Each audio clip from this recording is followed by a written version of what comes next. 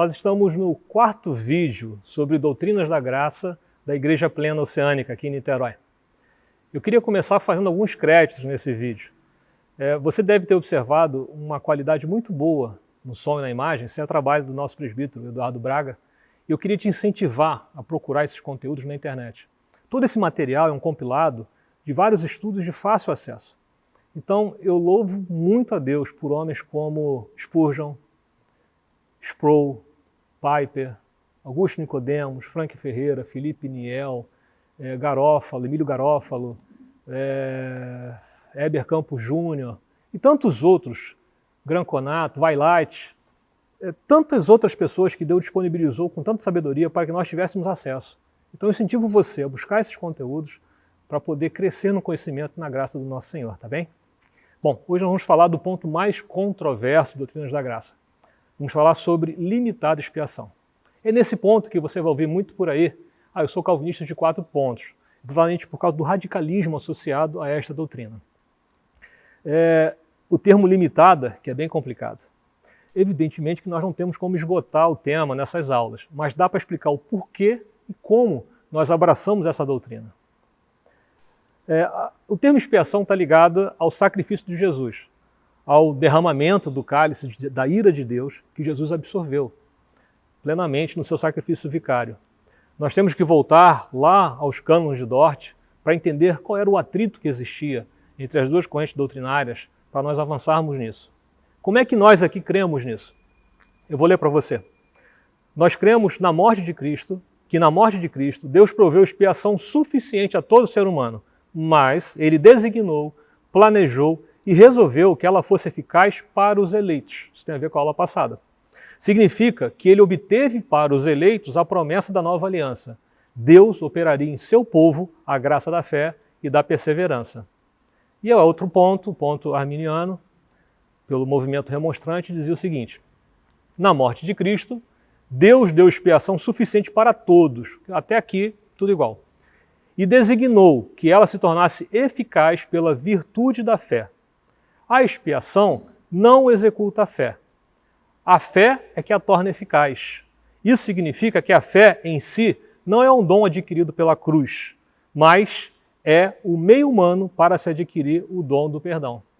Eu quero ler um texto com você que para expor um pouco essa questão, essa disputa. O texto é 1 João 2:2, diz assim: Ele é a propiciação pelos nossos pecados, e não somente pelos nossos, mas também pelos pecados de todo o mundo. Se você parar nessa leitura, esquecer e ignorar todo o restante da palavra, você rapidamente vai entender que a expiação de Jesus ela trouxe redenção para o mundo inteiro, ou seja, todos serão salvos. A redenção ela vai ser ilimitada, a redenção ela é universal. Acontece que calvinistas e nem arminianos acreditam nisso. Não dá para acreditar nisso. Então a questão é, o que limita a expiação? O que faz a expiação não ser para o mundo todo? Eu queria que você guardasse esse texto, porque nós vamos voltar nele no final. Uma marca importante das doutrinas da graça é que ela tem o cuidado de não limitar o entendimento do texto pelo texto em si. Ela faz questão de verificar o seu contexto, não só o seu contexto imediato, como o contexto das Escrituras. É importante que não haja conflito. É muito comum dos dois lados da situação você encontrar pastores que eles pautam a sua doutrina pelo que está ali no ponto. O texto original naquele versículo. E se ignora o contexto. Isso para a gente é muito complicado, no sentido de que você evita que qualquer um possa ter entendimento do conhecimento bíblico. Não faz sentido que só quem tenha conhecimento dos textos originais consiga acessar a sabedoria bíblica. Para a gente isso não faz sentido nenhum. Eu vou dar um exemplo para você na Bíblia. 2 Pedro 3,9. Olha o que diz. O Senhor não demora em cumprir a sua promessa, como julgam alguns. Pelo contrário, Ele é paciente com vocês, não querendo que ninguém pereça, mas que todos cheguem ao arrependimento. Mais uma vez, rapidamente, você para aqui e vai entender assim, o desejo de Deus é que todos sejam salvos. Está no texto, está claro no texto. Então Deus providenciou a expiação através de Jesus e Ele fica na expectativa, na torcida, que nós entendamos isso e cheguemos ao arrependimento. porque ele deseja isso. Então você vai encontrar na internet, nos vários debates, pastores que gastam tempo no texto original, né, no grego, né, mostrando que todos é todo mundo e que o querer de Deus, várias faces do querer de Deus. Se você olhar o contexto, você mata isso muito rápido. Olha como se inicia o versículo 8, o versículo anterior. Não se esqueçam disso, amados, 2 pontos. O mesmo Pedro fala no início do capítulo. Esta é agora a segunda carta que lhes escrevo. Ou seja, Pedro, quando está tratando ali no versículo 9, ele está falando para esse público bem específico. Olha como ele começa a carta de 2 Pedro. Simão Pedro, servo e apóstolo de Jesus Cristo, àqueles que, mediante a justiça de nosso Deus e Salvador Jesus Cristo, receberam conosco uma fé igualmente valiosa. Ele diz no início do capítulo 3 que ele já é a segunda carta. Olha como ele endereça a primeira carta. 1 Pedro 1. Pedro, apóstolo de Jesus Cristo aos eleitos de Deus. Ou seja, ninguém dos eleitos irá perecer. E todos chegarão ao arrependimento. O desejo de Deus será completamente cumprido, não tenha dúvida disso. O texto não te deixa dúvida com relação a quem está se dirigindo. E aos eleitos de Deus, Pedro continua falando para que eles possam crescer no conhecimento e na graça do nosso Senhor Salvador Jesus Cristo. É isso que o texto afirma. Se você pegar e continuar a leitura, você vai encontrar exatamente isso. Então é muito fácil nós encontrarmos muitas disputas sobre isso. Agora fica uma questão. Essa questão sempre é trazida. Nós temos o texto áureo da Bíblia, João 3,16. Porque Deus amou o mundo de tal maneira que deu o seu Filho unigênito para que todo que nele crê não pereça, mas tenha vida eterna. Será que esse entendimento da expiação limitada, a gente não reduz ou não minimiza a força de João 3,16? Olha, não tem como você diminuir. Porque se todo mundo chegar ao arrependimento, todo mundo será salvo. O texto é bem claro, partiu de Deus. Deus promoveu a expiação por Jesus, ele deu Jesus, ele amou e deu Jesus. E todo o que crê será salvo. Então a doutrina da expiação limitada não limita a força de João 3,16. É muito engraçado, porque nós que acreditamos nas doutrinas da graça, que entendemos como muito válidas e coerentes com o estudo bíblico, e os que não aceitam doutrinas da graça, concordamos em muitos pontos. Por exemplo, nós concordamos que Jesus morreu por todos nós. Não temos dúvida nisso.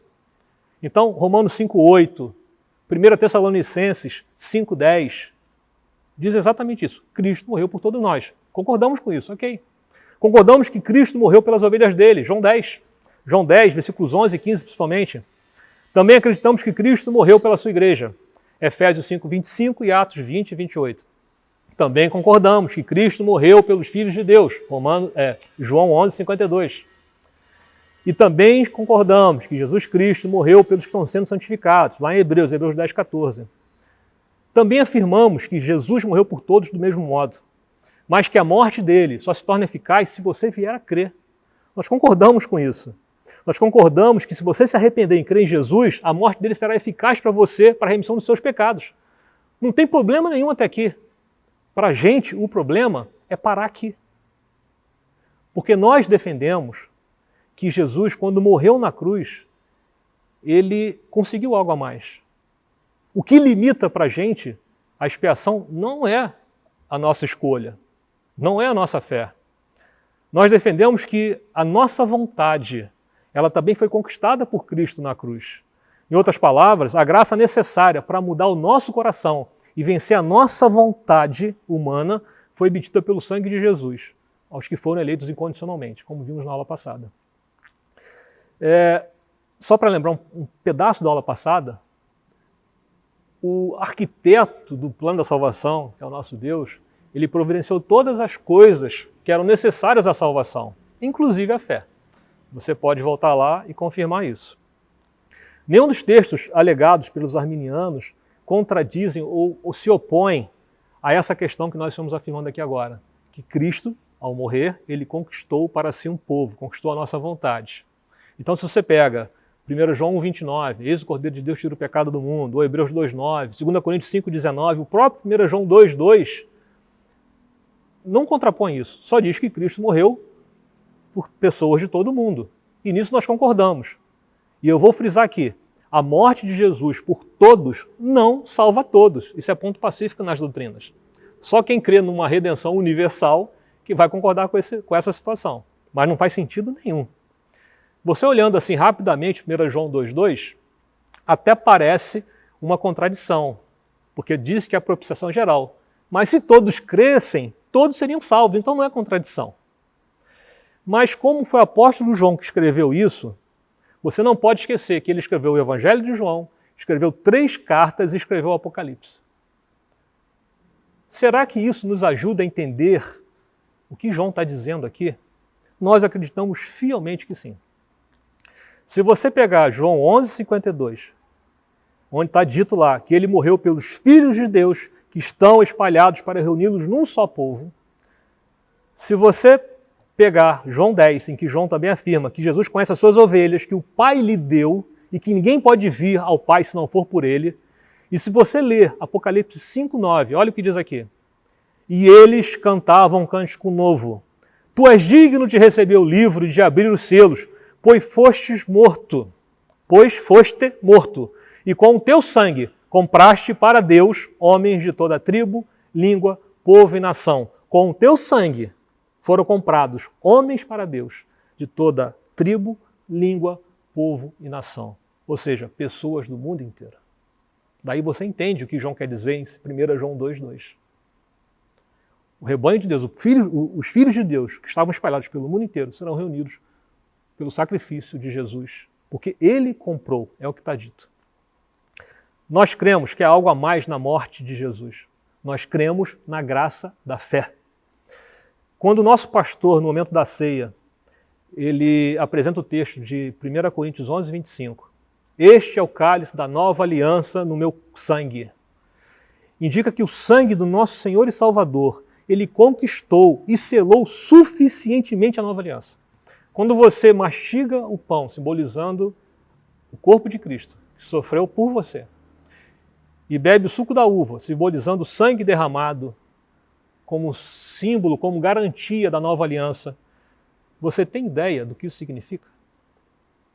Você tem ideia do que a nova aliança promete? A nova aliança está profetizada lá em Jeremias e Ezequiel. Eu quero ler o texto de Ezequiel 36, 26 e 27 para você. Darei a vocês um coração novo e porei um espírito novo em vocês. Tirarei de vocês o coração de pedra e lhes darei um coração de carne. Porei o meu espírito em vocês e os levarei a agirem segundo os meus decretos e a obedecerem fielmente às minhas leis. A nova aliança promete nos dar um novo coração, pôr em nós um novo espírito. Dar um novo coração, segundo o texto, é tirar o coração de pedra e colocar um coração de carne. Um coração novo. Colocar o Espírito do Senhor em nossas vidas para que nós pudéssemos andar nos seus caminhos. Ou seja, a escolha pela expiação, ela não é nossa. A nossa escolha ela foi comprada. O coração foi trocado. Isso foi comprado. O sangue da aliança significa isso. Essas verdades encham seu coração ao participar da ceia. Se isso não encheu seu coração, meu irmão, eu não sei o que encheria. Saber que Cristo providenciou tudo para que você chegasse naquele momento e participasse daquele evento tão precioso para nós, que relembra o que Cristo fez por você e por mim. Como nós dissemos no início, nós entendemos que doutrinas da graça significa que a nossa salvação é graça do início ao fim. O próximo ponto, que é graça irresistível, fica então uma penumbra. Se a graça é irresistível, por que tanta gente resiste? Esse é o assunto do próximo vídeo. Até lá!